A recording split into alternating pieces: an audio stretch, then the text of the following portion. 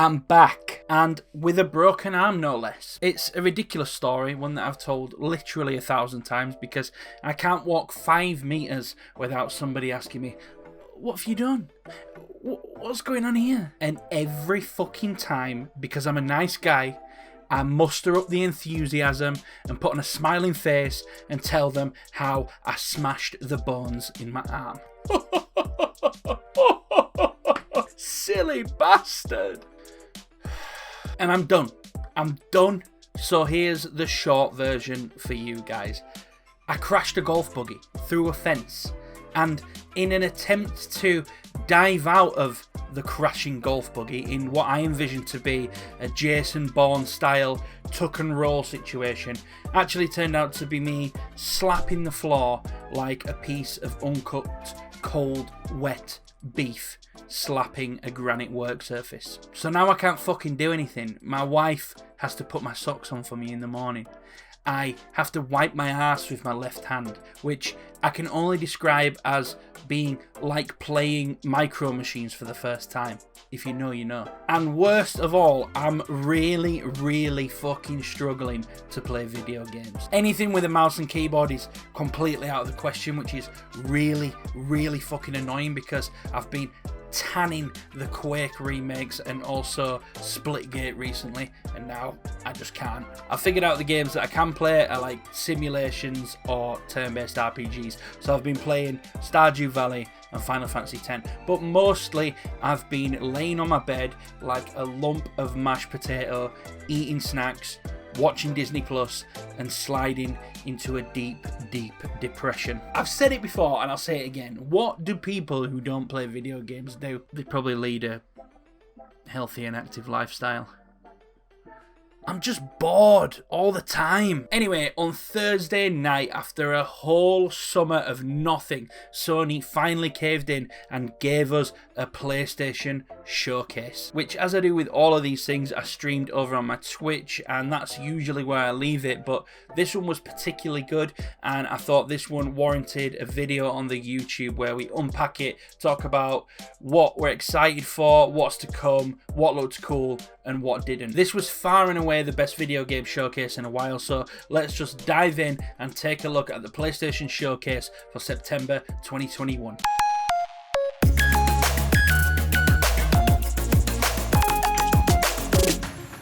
So we got just shy of 45 minutes of reveals at this showcase, and they opened the show with this trailer, which appeared to be them glamorizing a new chess game. Did anybody else think this? I was losing my mind. The first PlayStation Showcase in months and months, and they open it with a chess game. Turns out it was just a trailer for PlayStation as a whole, themed around chess for some reason. Thank fuck. So my immediate and premature assumption that the beginning of this showcase was a dead-ass chess game was immediately overturned by the announcement of the Knights of the Old Republic remake. Now, those of you that played the original don't need me to tell you how special this game is, but the idea of them doing a remake of this game is extremely exciting. The exciting thing for Star Wars fans about these games is that the Knights of the Old Republic is set thousands of years before the events of the movies, at a time where Jedis were a lot less few and far between, but also a time where the Sith were firmly in control of things.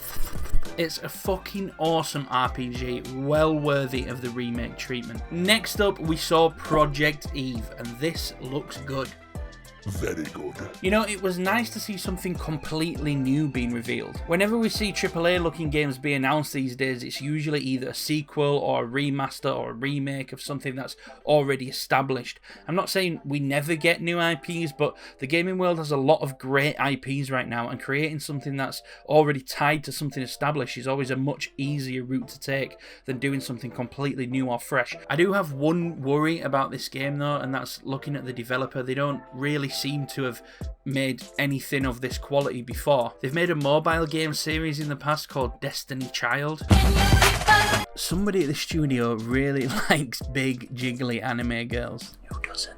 Next, we had a new trailer for Tiny Tina's Wonderlands, which is of course a spin-off of the Borderlands series. From what I can tell, it looks like a fleshed out version of the Assault on Dragon Keep, which was the Tiny Tina DLC that we got from Borderlands 2. I mean, it looks okay, like it could be some good co-op fun, but as the Viking astronaut put in my stream chat, it also looks kind of forgettable. I don't know, it looks like a game that I'd probably try if it dropped on Game Pass Day 1 or something, but it's certainly not a game that I'll be paying 50 quid for. Watch me love it. It's always the games that you least expect. Next up, we got some more Forspoken news. So the protagonist seems to have been transported to some mystical Final Fantasy style world. The movement looks fluid, the combat looks interesting. I'll probably be giving this game a go. Most things Square Enix I enjoy. And my arm is cramping up.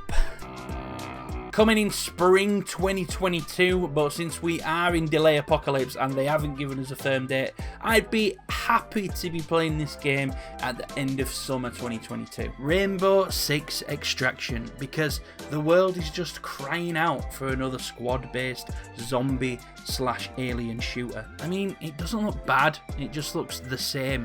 It's definitely a slice of the pie scenario here from Ubisoft. They've obviously seen the hype that these types of games get in the streaming world, and they want a piece of the action. The problem is, I'm just not sure that many people are going to be interested in playing this one, especially not with the competition that surrounds it, with Back 4 Blood coming out, and it just feels a bit like this game should have been an expansion or an add-on to Rainbow Six Siege, because Siege has quite a dedicated fan base and I can't see them leaving Siege to play this, especially not if they have to pay full price for it. I don't know. Next, we got a couple of remasters. We saw some more Alan Wake, which was of course announced earlier in the week, which I'm actually pretty excited about. I am hoping that it comes to Xbox Game Pass Day 1 so that I don't have to pay for it. I'm noticing I've said that twice now, haven't I? I'm cheap.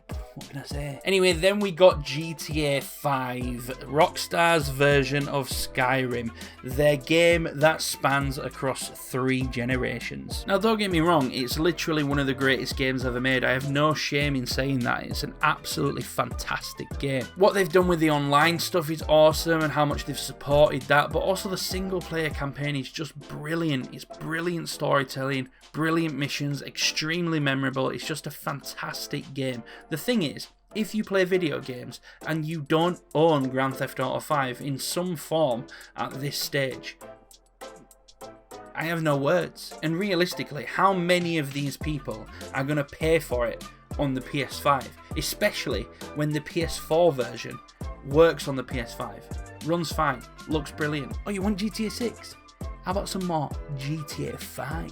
We got another trailer for Ghostwire Tokyo, but still no release date. I think this game looks fucking great.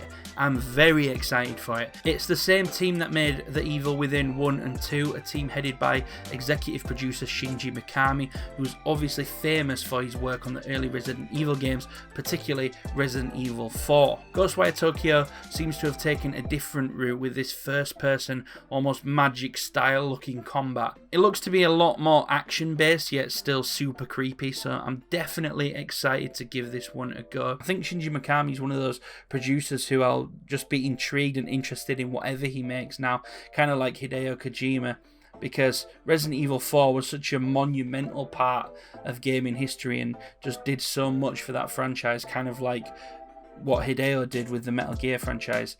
So this game is something I'm extremely excited about, and other people should get excited about it too. Also, if you enjoyed Resident Evil 4, go and play the Evil Within games. We got some more Guardians of the Galaxy footage, a brand new trailer. I'm kind of right down the middle with this game. On one hand, I absolutely love the Guardians of the Galaxy movies, and I think that's kind of what's drawing me to this game most, is the story and the humour, hoping that they carry across that from the movies. But the gameplay itself kind of looks bland and simplistic. The parts of it that look like it could be fun, but I think mainly the game just looks like it'd be an easygoing playthrough, nothing too intense, kind of an along for the story kind of experience. I'll probably pick this one up though, because there's not much else to play right now, and this game drops in just a few weeks time on October the 26th, which is payday. So, Vampire the Masquerade Blood Hunt was shown next. I don't have much to say about this one.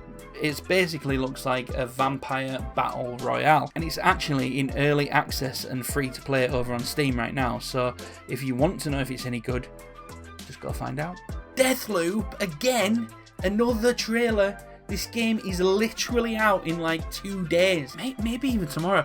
It might already be out by the time I upload this video to YouTube. Why are we still getting trailers for it? We know it exists. Yes, it looks pretty good. It's got like a modern day time splitters thing going on, but come on, Deathloop, Deathloop, Deathloop. Epic Games and Radiohead are doing something together. Whatever the hell this is, I love Radiohead. I think it's some sort of exhibition or something, I'm not really sure, but it's coming in November.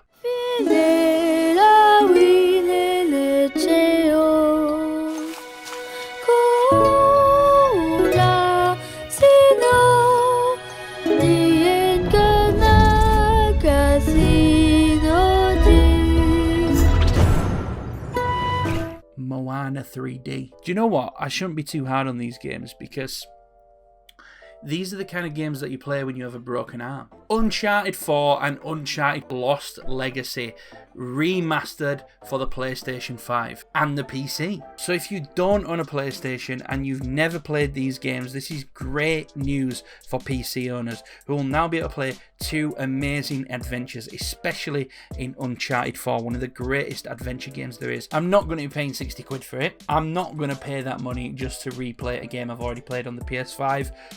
Although it is tempting. Hopefully they'll offer some kind of like £10 upgrade, which I would consider because the game really is amazing. And I still find it difficult to this day to find a game that looks as good as that game looks, and that game came out in 2016. So yeah, great news if you're one of these PC only guys. I don't do console. You're about to experience 2 phenomenal titles. Insomniac Games are making a Wolverine game. Obviously massive news for any Wolverine fans, but also the fact that this game is made by Insomniac Games is enough to get me excited about the concept, despite not really being a big Wolverine fan. Insomniac Games did such an amazing job with Spider-Man and Spider-Man Miles Morales, as well as the long-standing Ratchet & Clank series, even Sunset Overdrive, which was an Xbox exclusive I really enjoyed. So yeah, Insomniac Games, I'm on your side, I'm excited, throw that Wolverine game my way. Next up, we had Gran Turismo 7. I mean,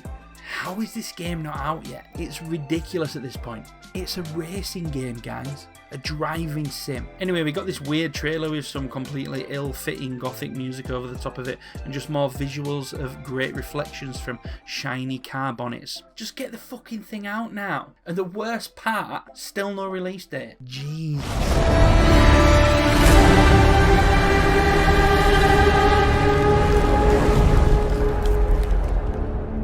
Oh baby. Yes, a double whammy coming in from Insomnia Games. Not only did we just see them reveal that they're making a Wolverine game, but we also got the announcement of Spider-Man 2. Now, if you played Spider-Man 1 and you played Miles Morales, you will no doubt be excited for this game. A game which appears to feature both Miles and Peter Parker working together to take down none other than Venom himself. This game is going to be fantastic. I have absolutely no doubt in my mind. We didn't really get to see much, just this little CG trailer, no gameplay or anything. I guess what we can decipher from this is, again, that both Peter and Miles will be featuring in the game and that Venom's the main antagonist, but also by the looks of it that it's still going to be set in New York City. Unfortunately not coming till 2023, but that makes sense. I guess we only just had Miles Morales and it wasn't even that long before that we got the first Spider-Man. So yeah, great announcement, very excited. Woo! Decent presentation. What did you think? Did you enjoy it?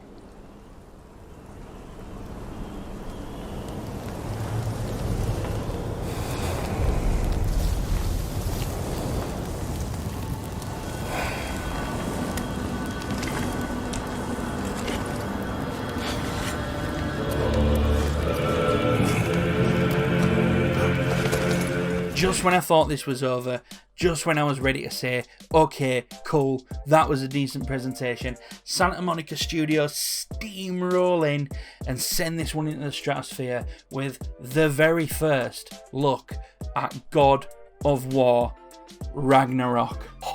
My excitement for this game cannot be understated. I've said it before, I'll say it again. God of War 2018 is the best game that money can buy right now. It epitomizes what a modern game should be by the way that it plays, the way that it looks, the way that it feels, its smoothness, its fluidity, all of it. And God of War Ragnarok looks to be continuing in exactly the same vein, if not even more story rich. We've had nothing for so long. We've waited and waited and waited for something to be announced, and there's just so much to unpack even in just this trailer. So much so that I've decided to do a completely separate video unpacking that trailer and just generally talking everything that we know about God of War Ragnarok, so keep an eye out for that video. It looks so goddamn good. The one negative is that there's still no official release date, which is a shame, but only because I'm so excited to get my hands on the game.